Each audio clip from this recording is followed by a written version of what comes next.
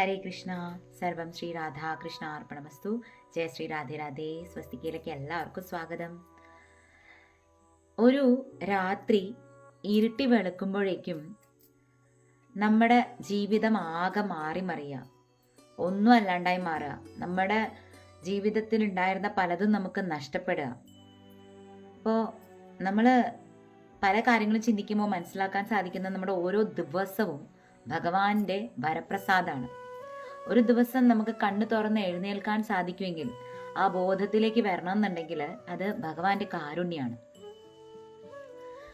നമ്മുടെ ഈ ശരീരം എന്ന് പറയുന്നത് സുഖ ദുഃഖങ്ങൾ അനുഭവിക്കാനുള്ള ഒരു ഉപാധി മാത്രമാണ്. ഭൂമിയിൽ നമ്മൾ ശരീരം എടുക്കാനായിട്ട് വിധിക്കപ്പെട്ടാൽ നമ്മൾ അനുഭവിക്കേണ്ട 3 തരത്തിലുള്ള ദുഃഖങ്ങളുണ്ട്. ഇതിനെ താപത്രയങ്ങൾ എന്നാണ് പറയുന്നത്. ഭാഗവതത്തിലും ഭഗവത്ഗീതയിലും ഒക്കെ ഭഗവാൻ ഈ താപത്രയങ്ങളെ കുറിച്ച് നമുക്ക് പറഞ്ഞു തരുന്നുണ്ട്. അതുപോലെ തന്നെ ഈ താപത്രയങ്ങളിൽ നിന്ന് രക്ഷപ്പെടാൻ നമുക്ക് പറ്റില്ല. ശരീരം എടുത്തു കഴിഞ്ഞാൽ എന്തായാലും ദുഃഖങ്ങൾ അനുഭവിക്കേണ്ടി വരും. ഈ 3 രീതിയിലുള്ള ദുഃഖങ്ങൾ എപ്രകാരമാണ് നമ്മളിലേക്ക് എത്തുന്നത്, അതിന്റെ കാഠിന്യം കുറയ്ക്കാൻ, അതിൽ നിന്ന് താൽക്കാലികമായിട്ടെങ്കിലും അല്ലെങ്കിൽ അതിൽ നിന്ന് ശമനം കിട്ടിയിട്ട് സമാധാനത്തോടെ സന്തോഷത്തോടുകൂടി സംതൃപ്തിയോടുകൂടി ജീവിതം നയിക്കാൻ എന്ത് ചെയ്യണം എന്നുള്ളത് ഭഗവാൻ പറഞ്ഞു തരുന്നുണ്ട്. നമ്മൾ ഈ ഭൗതിക ജീവിതത്തില് പലതരത്തിലുള്ള മെറ്റീരിയലിസ്റ്റിക് ആക്ടിവിറ്റീസ് ചെയ്യുന്നുണ്ട്. നമ്മൾ കർമ്മങ്ങൾ, പലതരത്തിലുള്ള ഭൗതികപരമായ കർമ്മങ്ങൾ ചെയ്യുന്നുണ്ട്. ഈ കർമ്മങ്ങളിൽ നിന്നൊക്കെ നമ്മൾ എന്താണ് നേടാൻ ആഗ്രഹിക്കുന്നത്? ഒന്നുമില്ലെങ്കിൽ സമ്പത്ത്, അല്ലെങ്കിൽ അധികാരം, അല്ലെങ്കിൽ ധനം, വീട്, കാറ്, കുറെ കുടുംബം, കുട്ടികള്, ഇങ്ങനെ നമ്മളുടെ എല്ലാ ഭൗതികപരമായ കർമ്മങ്ങളിലും നമ്മൾ ഭൗതികപരമായ ഒരു ഫലം ഇച്ഛിച്ചുകൊണ്ടാണ് ചെയ്യുന്നത്. എന്നാൽ എല്ലാ കർമ്മങ്ങളുടെയും ആത്യന്തികമായ ഫലം എന്താണ്? അവസാനം എന്താണ്? മരണം, അല്ലെങ്കിൽ വാർദ്ധക്യം, അല്ലെങ്കിൽ രോഗങ്ങൾ ഉണ്ടാകും. പിന്നെ ലാസ്റ്റ് നമ്മുടെ കർമ്മഫലം അനുസരിച്ച് നമ്മൾ മരിക്കുമ്പോൾ ആത്മാവിന് അടുത്തൊരു ജന്മം എടുക്കേണ്ടി വരുന്നു, ബർത്ത്. അപ്പോൾ ഡെത്ത്, ബർത്ത്, ഇതാണ് നമ്മുടെ ഭൂമിയിൽ ചെയ്യുന്ന എല്ലാ കർമ്മങ്ങളുടെയും ആത്യന്തികമായിട്ട് നമ്മുടെ ശരീരത്തിൽ നിന്ന് കിട്ടുന്ന ഫലം എന്ന് പറയുന്നത് മരണവും പിന്നെ ആ കർമ്മഫലങ്ങൾക്ക് അനുസൃതമായിട്ടുള്ള ജനനവും. അപ്പൊ ഇതിന്റെ ഇടയിലാണ് ഈ ജീവിതം എന്ന് പറയുന്ന ആ ഒരു പ്രക്രിയയിൽ നമ്മളെ ബാധിക്കുന്ന ദുഃഖങ്ങൾ കടന്നു വരുന്നത്. അതായത് ജീവിതത്തിലെ ഓരോ സ്റ്റെപ്സിലും, നമ്മൾ നടക്കുന്ന ഓരോ സ്റ്റെപ്പിലും അപകടം പതിയിരിക്കണു എന്ന് പറയണ പോലെ നമ്മുടെ ജീവിതത്തിലെ ഓരോ ദിവസവും എന്ത് തരത്തിലുള്ള അപകടങ്ങൾ വേണമെങ്കിലും ഈ പറയുന്ന ഫലം, അതായത് മരണം, ജനനം, അതിലേക്ക് നമ്മളെ എത്തിക്കുന്ന കാരണങ്ങളായി വരാം. അതിൽ പ്രധാനപ്പെട്ട കാര്യമാണ് ഈ താപത്രയങ്ങൾ. അതിനെ ബാധിക്കുന്ന അല്ലെങ്കിൽ അതിനെ ഇൻഫ്ലുവൻസ് ചെയ്യുന്ന ഒരു ഘടകമാണ് ഈ താപത്രയങ്ങൾ. ആധ്യാത്മികം, ആദിഭൗതികം, ആദിദൈവികം, ഇങ്ങനെയാണ് ഒരു മനുഷ്യ ജീവിതത്തിൽ ഉണ്ടാകുന്ന 3 തരത്തിലുള്ള ദുഃഖാവസ്ഥകൾ. ഭൂമിയിൽ ഒരുവൻ ശരീരം സ്വീകരിക്കുന്നത് തന്നെ ഈ താപത്രയങ്ങൾ അനുഭവിക്കാൻ വേണ്ടിയിട്ടാണ്. ആദ്യമായിട്ട് ആധ്യാത്മികമായിട്ടുണ്ടാകുന്ന ദുഃഖം എന്ന് പറഞ്ഞാൽ നമ്മുടെ ശരീരത്തിനെയും മനസ്സിനെയും സംബന്ധിക്കുന്നതാണ്. അതായത് നമ്മുടെ മനസ്സ് കറപ്റ്റഡ് ആകുമ്പോൾ കാമക്രോധ മോഹ ലോഭ മത മാത്സര്യ ഡംഭ അസൂയ തുടങ്ങിയ അഷ്ടവിചാര വികാരങ്ങളെ നമ്മളെ ബാധിക്കുമ്പോൾ, അതിലൂടെ നമ്മുടെ മനസ്സ് അസ്വസ്ഥമാകുമ്പോൾ നമുക്കുണ്ടാവണ പ്രശ്നങ്ങൾ, നമ്മളെ ഇന്ദ്രിയങ്ങളെ നമ്മൾ കൺട്രോൾ ചെയ്യാൻ പറ്റാത്ത അവസ്ഥയിൽ നമ്മൾക്കുണ്ടാകുന്ന മാനസികമായ അസ്വസ്ഥതകൾ, പ്രയാസങ്ങൾ, ഇതൊക്കെയാണ് ആധ്യാത്മികമായിട്ട് നമുക്കുണ്ടാവണ ദുഃഖം. ഡിപ്രഷൻ, ആങ്സൈറ്റി, അജിറ്റേഷൻ, അകാരണമായിട്ടുള്ള ദേഷ്യം, ഇതൊക്കെ തന്നെ നമ്മുടെ സന്തോഷത്തെ, സംതൃപ്തമായിട്ട് ജീവിതത്തെ ഒക്കെ ബാധിക്കുന്നുണ്ട്. ഇതൊക്കെ നമുക്ക് ദുഃഖാവസ്ഥകൾ ഉണ്ടാക്കിയെടുക്കുന്നുണ്ട്. ഇത് നമ്മൾ തന്നെ ഉണ്ടാക്കണ ദുഃഖമാണ്. അത് നമ്മുടെ ശരീരത്തെ, നമ്മുടെ മനസ്സിനെ നിയന്ത്രിക്കാൻ സാധിക്കാതെ നമ്മൾ വരുത്തി വെക്കുന്ന ദുഃഖമാണ് ആധ്യാത്മികമായിട്ടുള്ള ദുഃഖങ്ങൾ. ഇനി ആദിഭൗതികം എന്ന് പറഞ്ഞാൽ മറ്റ് ജീവജാലങ്ങളിൽ നിന്നോ മറ്റ് ജീവിവർഗങ്ങളിൽ നിന്നോ ഒക്കെ നമുക്ക് നേരിടേണ്ടി വരുന്ന ദുഃഖങ്ങൾ. അത് കൂടുതലും നമ്മുടെ പാസ്റ്റ് ബർത്ത്, അതായത് നമ്മുടെ മുജ്ജന്മങ്ങളുമായിട്ട് ബന്ധപ്പെട്ടിട്ടുണ്ടാകുന്നതാണ്. പലരും പറയില്ലേ, മുജ്ജന്മത്തിലെ ശത്രുക്കളാണ് ഇപ്പോൾ മക്കളായി വരുന്നത്. അപ്പോൾ കഴിഞ്ഞ ജന്മത്തിൽ ഞാൻ അവൻ എന്തോ ചെയ്തിട്ടുണ്ട്, അതുകൊണ്ടാണ് അവൻ എന്നെ ഇങ്ങനെ ഉപദ്രവിക്കുന്നത്, അല്ലെ ആളിൽ നിന്ന് എനിക്ക് ഉപദ്രവം നേരിടുന്നത്. ഇനി ചില ജന്തുവർഗങ്ങളിൽ നിന്ന്, ഇപ്പോൾ പാമ്പ് കൊത്തുക, കഴിഞ്ഞ ജന്മത്തില് അതിനെ ഉപദ്രവിച്ചിട്ടുണ്ട്. അപ്പൊ അത് ഈ ജന്മ പാമ്പായിട്ട് വന്ന് എന്നെ ഉപദ്രവിക്കുകയാണ്, അല്ലെങ്കിൽ എന്നെ വേദനിപ്പിക്കുകയാണ്. ഇങ്ങനെ മറ്റുള്ള ജീവജാലങ്ങളിൽ നിന്ന് നമുക്ക് ഏൽക്കേണ്ടി വരുന്ന പ്രയാസങ്ങൾ, ദുഃഖങ്ങൾ, പ്രശ്നങ്ങൾ, ഇതാണ് ആദി ഭൗതികം എന്ന് പറയുന്നത്. ഇനി എന്താണ് ആദി ദൈവികമായിട്ട് നമുക്കുണ്ടാകണ ദുഃഖം? താപത്രയങ്ങളിൽ ഒന്നാണത്. ആദി ദൈവികം എന്ന് പറയുമ്പോൾ തന്നെ അറിയാം, ഇത് ദൈവികമായിട്ടുള്ള അല്ലെങ്കിൽ ദൈവത്തിന്റെ പ്രേരണ കൊണ്ട് നമ്മൾക്ക് വന്നു ചേരുന്ന ദുഃഖങ്ങൾ, പ്രയാസങ്ങൾ. അതായത് ഈ പറയുന്ന പോലെ പ്രളയം, ഉരുൾപൊട്ടല്, ഭൂകമ്പം ഉണ്ടാവുക, പെട്ടെന്ന് പടർന്നു പിടിക്കുന്ന രോഗാവസ്ഥ. ഇപ്പൊ കൊറോണ പോലുള്ള രോഗാവസ്ഥകൾ പെട്ടെന്ന് പടർന്നു പിടിച്ചിട്ട് പെട്ടെന്ന് ഒരു സമൂഹത്തിന്റെ മുഴുവനും, ഇത് ഒരു വ്യക്തിക്കോ ഒരു കുടുംബത്തിനോ മാത്രമല്ല, ഒരു സമൂഹത്തിനെ ഒന്നാകെ ബാധിക്കുന്ന തരത്തിലുള്ള ദുഃഖമായിട്ട് പരിണമിക്കുന്ന അവസ്ഥ. ഇതാണ് ആദി ദൈവികമായിട്ടുണ്ടാകുന്ന ദുഃഖങ്ങൾ. പ്രകൃതിക്ഷോഭങ്ങള്, രോഗങ്ങള്, പടർന്നു പിടിക്കുന്ന രോഗങ്ങൾ, ഇതെല്ലാം ആദി ദൈവികമായിട്ടുണ്ടാകുന്ന താപത്രയാണ്. അപ്പൊ ഇതില് ഈ ആദി ദൈവികം എന്ന് പറഞ്ഞാൽ ദൈവത്തിന്റെ പ്രേരണ കൊണ്ടുണ്ടാകുന്നതെന്ന് പറയുമ്പോൾ അതിന് മറ്റൊരർത്ഥം കൂടിയുണ്ട്. അപ്പൊ ദൈവം ഏത് രീതിയിലാണ് പ്രവർത്തിക്കുക, ഈ ആദി ദൈവികമായിട്ട് നമുക്കുണ്ടാകുന്ന ദുഃഖത്തെയാണ് വിധി എന്ന് പറയുന്നത്. അതുപോലെ കാലം കണക്ക് പറയുക എന്ന് പറയും. അതായത് ഇന്ന് ചെയ്ത തെറ്റിന്റെ ഫലം നമ്മൾ വിചാരിക്കുമോ നമ്മൾക്ക് എന്ത് വരാനാണ്, നമ്മൾക്കൊന്നും പറ്റിയില്ലല്ലോ എന്ന് വിചാരിക്കും. പക്ഷെ ഒരു 5-10 വർഷത്തിന് ശേഷം നമ്മൾ ഇപ്പൊ ചെയ്ത തെറ്റിന്റെ ഫലം നമുക്ക് അനുഭവിക്കാൻ ഇടയാവുക. അതുപോലെ നമ്മൾ ചെയ്യുന്ന തെറ്റിന്റെ ഫലമായിട്ട് പ്രകൃതി പ്രതികരിക്കുക. അതായത് നേച്ചറാണ്, നമ്മൾ എന്തോ ഒരു തെറ്റ് ചെയ്തു, ഒരു ആളാവാം അല്ലെങ്കിൽ ഒരു കൂട്ടം ആൾക്കാരാവാം, അവര് ചെയ്ത തെറ്റിന്റെ ഫലമായിട്ട് പ്രകൃതിയാണ് പ്രതികരിക്കുന്നത്. അപ്പൊ ഇത്തരത്തിലുള്ള ദുഃഖാവസ്ഥകള്, പ്രശ്നങ്ങള്, ഇതാണ് ആദി ദൈവികം എന്ന് പറയുന്നത്. എല്ലാ ദിവസവും നമുക്ക് സുഖമായിട്ടിരിക്കാൻ സാധിക്കില്ല. എന്നാൽ ദുഃഖങ്ങൾ എപ്പോഴും ദുഃഖം ഉണ്ടാവില്ല. സുഖവും ദുഃഖവും ഇടകലർന്ന് വരും. ഇത് രണ്ടും അനുഭവിക്കാൻ വേണ്ടിയിട്ട് ഉള്ളതാണ് ശരീരം. അപ്പൊ ഇതിലൊരു സന്തുലിതാവസ്ഥ ഉണ്ടാകുമ്പോഴാണ് ഒരു മനുഷ്യ ജീവിതം വളരെ സമാധാനത്തോടുകൂടി, സന്തോഷത്തോടുകൂടി മുന്നോട്ട് പോകുന്നത്. സ്നേഹം, സന്തോഷം, വിജയം, സംതൃപ്തി, ഇതൊക്കെ, സമാധാനം, ഇതൊക്കെ ഒരു മനുഷ്യ ജീവിതത്തിൽ ഉണ്ടാവണം എന്നുണ്ടെങ്കിൽ ഈ താപത്രയങ്ങൾ തമ്മിൽ ഒരു സന്തുലിതാവസ്ഥ നമ്മുടെ ജീവിതത്തിൽ ഉണ്ടാകണം. അതായത് നമ്മളൊരു ഭക്ഷണ പദാർത്ഥം ഉണ്ടാക്കണം, അതില് ഉപ്പും മസാലക്കൂട്ടങ്ങളും അതിന് വേണ്ട ആ കാര്യങ്ങളൊക്കെ കറക്റ്റായിട്ട് ചേരുവകൾ ചേരുമ്പോഴാണ്, അവർ തമ്മിലൊരു സന്തുലിതാവസ്ഥ ഉണ്ടാകുമ്പോഴാണ് ആ ഭക്ഷണ പദാർത്ഥം നല്ല രുചികരമാകുന്നത്. അതുപോലെ മനുഷ്യ ജീവിതത്തില് എന്തായാലും താപത്രയങ്ങൾ ഉണ്ടാകും.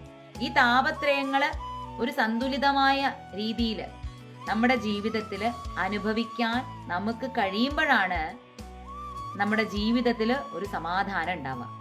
അപ്പൊ അതിന് എന്താണ് ചെയ്യേണ്ടത്? ഈ താപത്രയങ്ങളുടെ ഈ കാഠിന്യം കുറയ്ക്കാനായിട്ട്, ഇവയ്ക്കൊരു ശമനം ഉണ്ടാകാനായിട്ട് നമ്മൾ എന്താണ് ചെയ്യണത്? താപത്രയങ്ങളിൽ നിന്ന് നമുക്ക് ഒരിക്കലും രക്ഷപ്പെടാൻ പറ്റില്ല. കാരണം മനുഷ്യ ശരീരം എടുത്ത് എന്തായാലും ദുഃഖം ഉണ്ടാവും. എന്നാൽ ആ ദുഃഖത്തെ എങ്ങനെ നമുക്ക് തരണം ചെയ്യാം, ആ ദുഃഖത്തെ തരണം ചെയ്യാൻ എന്തൊക്കെ നമുക്ക് ചെയ്യാൻ സാധിക്കും, അതാണ് ഞാൻ ഇനി പറഞ്ഞുതരാൻ പോകുന്നത്.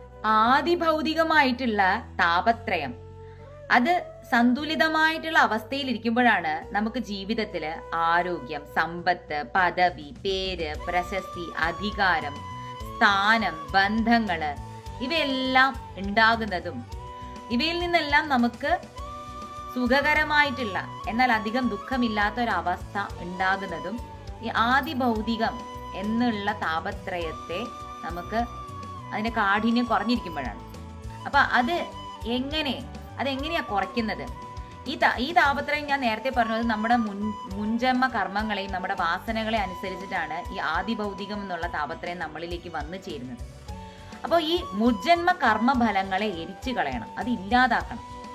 അതിനാണ് നമ്മൾ പ്രാർത്ഥിക്കുന്നത്. ഏകാദശി പോലുള്ള വ്രതാചരണങ്ങൾ, ഇതൊക്കെ നമ്മുടെ കർമ്മഫലങ്ങളെ എരിച്ചില്ലാതാക്കി കളയുന്നതാണ്. അതോടൊപ്പം തന്നെ നമുക്ക് ചെയ്യാൻ പറ്റുന്ന കാര്യം എന്ന് പറയുന്നത്, അതായത് നമ്മൾ ആരോടും നമ്മുടെ ഭൗതിക ജീവിതത്തിൽ നമ്മൾ എന്തൊക്കെ കർമ്മങ്ങൾ ചെയ്യോ, നമ്മൾ എല്ലാവരോടും ഇടപഴകുമ്പോഴും അവിടെ ഒരു കർമ്മബന്ധം ഉണ്ടാവാണ്. അപ്പൊ ആ കർമ്മബന്ധം ഇല്ലാതെയാക്കണം. ആ ബന്ധനത്തിലേക്ക് പോകരുത്. അപ്പൊ അതിനെന്ത് ചെയ്യണം? കർമ്മങ്ങളെല്ലാം നിഷ്കാമമായി ചെയ്യണം. അപ്പം കർമ്മങ്ങളെല്ലാം നിഷ്കാമമായി ചെയ്യാനുള്ള ഒരു ഉപാധി എന്താണ്? കർമ്മങ്ങളെല്ലാം ഈശ്വരാർപ്പണ ബോധത്തോടു കൂടി ചെയ്യണം. എല്ലാ ദിവസവും രാത്രിയിൽ കിടക്കുന്നതിന് മുൻപ് നിങ്ങൾ ഏത് രൂപത്തിലാണോ ഈശ്വരൻ എന്ന് പറയുന്ന ആ സൂപ്പർ പവർ ഉണ്ടല്ലോ, ഇതിനെയൊക്കെ നിയന്ത്രിക്കുന്ന ഒരു നിയന്ത്രതാവ് ഉണ്ടല്ലോ, നമ്മുടെയൊക്കെ ഒരു കൺട്രോളർ ഉണ്ടല്ലോ, യൂണിവേഴ്സൽ പവർ ഉണ്ടല്ലോ, ആ പവറിനെ അതിനെ നിങ്ങൾ എന്ത് പേരിട്ടാണോ വിളിക്കുന്നത്, അല്ലെങ്കിൽ നിങ്ങൾ എന്ത് ഭാവത്തിലാണോ കാണുന്നത്, ആ സൂപ്പർ പവറിനെ നമ്മൾ കിടക്കുന്നതിന് മുമ്പ് ചിന്തിക്കുക. എന്നിട്ട് പ്രാർത്ഥിക്കുക, ഭഗവാനെ ഇന്ന് ഞാൻ എന്തൊക്കെ കർമ്മങ്ങൾ ചെയ്തോ, ഞാൻ എന്തൊക്കെ ചെയ്തു, നല്ലത് ചെയ്തോ തെറ്റ് ചെയ്തോ, എന്ത് ചെയ്താലും എൻ്റെ ചിന്തകളായിക്കോട്ടെ, എൻ്റെ പ്രവൃത്തികളായിക്കോട്ടെ, എൻ്റെ വാക്കുകളായിക്കോട്ടെ, എല്ലാം ഞാൻ ഭഗവാനിൽ സമർപ്പിക്കുന്നു. ഇത് ഞാൻ ഭഗവാന്റെ തൃപ്പാദങ്ങളിലേക്ക് സമർപ്പിക്കുകയാണ്. ഇങ്ങനെ കർമ്മങ്ങളെല്ലാം നമ്മൾ നിഷ്കാമമായ കർമ്മങ്ങളാക്കി മാറ്റിയെടുക്കുമ്പോൾ പിന്നെ അതില് കർമ്മബന്ധങ്ങൾ ഉണ്ടാകുന്നില്ല. കർമ്മബന്ധങ്ങൾ ഉണ്ടാകാതെ വരുമ്പോഴാണ് ഈ ആദി ഭൗതികമായിട്ടുള്ള താപത്രയങ്ങളുടെ കാഠിന്യം കുറയുന്നത്. ഇനി ആദി ദൈവികമായിട്ടുള്ള താപത്രയത്തിന്റെ കാഠിന്യം എങ്ങനെയാ കുറയ്ക്കുക? എല്ലാ ദിവസവും രാവിലെ നമ്മൾ കണ്ണ് തുറന്ന് എഴുന്നേൽക്കണമെങ്കിൽ ഭഗവാന്റെ കാരുണ്യം വേണമെന്ന് പറഞ്ഞു. അപ്പോൾ ഓരോ ദിവസവും ഭഗവാന്റെ കൃപയാണ്. അപ്പോൾ ദിവസവും രാവിലെ എഴുന്നേൽക്കുമ്പോൾ ഭഗവാന്, ആ യൂണിവേഴ്സൽ പവറിന് നന്ദി പറയുക. എനിക്ക് ഒരു ദിവസവും കൂടി തന്നില്ലേ ഭഗവാനെ, ഭഗവാന് വേണ്ടിയിട്ട് കർമ്മം ചെയ്യാൻ എനിക്ക് ഒരു ദിവസവും കൂടി തന്നില്ലേ, അതിന് ഭഗവാനോട് ഞാൻ നന്ദി പറയുന്നു. പ്രത്യാശ, ആത്മവിശ്വാസം, ഉത്സാഹം, ഇച്ഛാശക്തി ഇവയെല്ലാം കൊണ്ട് എൻ്റെ ഈ ഒരു ദിവസവും ഭഗവാൻ പ്രകാശമയമാക്കി മാറ്റിത്തരണേ.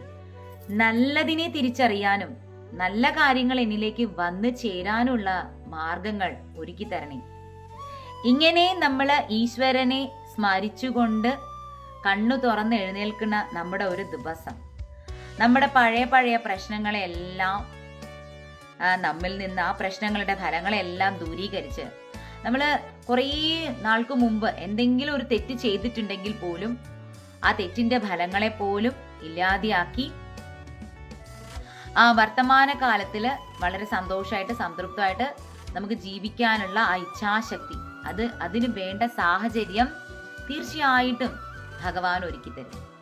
ഇനി അവസാനമായിട്ട് ആധ്യാത്മികമായി ഉണ്ടാകുന്ന താപത്രയം എങ്ങനെയാ കുറയ്ക്കുക? ഇത് നിങ്ങൾ വിചാരിച്ചാൽ മാത്രമേ പറ്റുകയുള്ളൂ. അതായത് നമ്മൾ ആത്മാവാണെന്നും നമ്മൾ വെറും ഒരു ശരീരവും ആ ഒരു മനസ്സും മാത്രമല്ല, നമ്മള് സോളാണ്, ആത്മാവാണ്. ആ ആത്മബോധത്തിലേക്ക്, ആത്മസാക്ഷാത്കാരത്തിലേക്ക് നമ്മൾ എത്തണം. എന്നാൽ മാത്രമേ നമുക്ക് ഇത്തരത്തിലുള്ള ആധ്യാത്മികമായ താപത്രയത്തിൽ നിന്ന് മോചനം ലഭിക്കുകയുള്ളൂ. ആത്മാവിന്റെ ഗുണങ്ങളെ തിരിച്ചറിഞ്ഞുകൊണ്ട് നമ്മൾ സ്വയം ശുദ്ധീകരിക്കാൻ തയ്യാറാകണം. ഞാൻ നേരത്തെ പറഞ്ഞല്ലോ, അഷ്ടവൈരികള് മനസ്സിനെ എപ്പോഴും കറപ്റ്റഡ് ആയിക്കൊണ്ടിരിക്കും. അപ്പൊ അത് തിരിച്ചറിയണം. എന്നുണ്ടെങ്കിൽ നമ്മൾ മനസ്സിലാക്കണം, നമ്മൾ വെറും ഒരു ശരീരം മാത്രമല്ല, നമ്മള് ആത്മാവാണ്. ആത്മാവിന് നാശമില്ല, ശരീരത്തിന് നാശം ഉണ്ടാകും. ആ ശരീരത്തിന് എക്സ്പയറി ഡേറ്റ് ഉണ്ട്. അത് കഴിഞ്ഞു കഴിഞ്ഞാല് നമ്മുടെ കർമ്മ ബന്ധത്തിൽ തന്നെ നമ്മൾ പെട്ടിരിക്കുകയാണെന്നുണ്ടെങ്കിൽ നമുക്ക് വീണ്ടും ശരീരം എടുക്കേണ്ടി വരും. അപ്പൊ ഈ ഡെത്ത് ബർത്ത് എന്നുള്ള ആ ചക്രങ്ങളിലേക്ക് വീഴാൻ വേണ്ടി മാത്രമുള്ള ഒരു ഉപാധിയാണ് ശരീരം എന്ന് പറയുന്നത്. അതിന് അപ്പുറത്തേക്ക് നമ്മളെല്ലാം ഭഗവാന്റെ സ്ഫുരണങ്ങളായിട്ടുള്ള ആത്മാക്കളാണ്. അപ്പൊ ആ ആത്മബോധത്തിലേക്ക് എത്തുമ്പോൾ, ആത്മാവിന്റെ ഗുണങ്ങളെ തിരിച്ചറിയുമ്പോൾ നമുക്ക് കുറെ ക്വാളിറ്റീസ് ഉണ്ടാവും.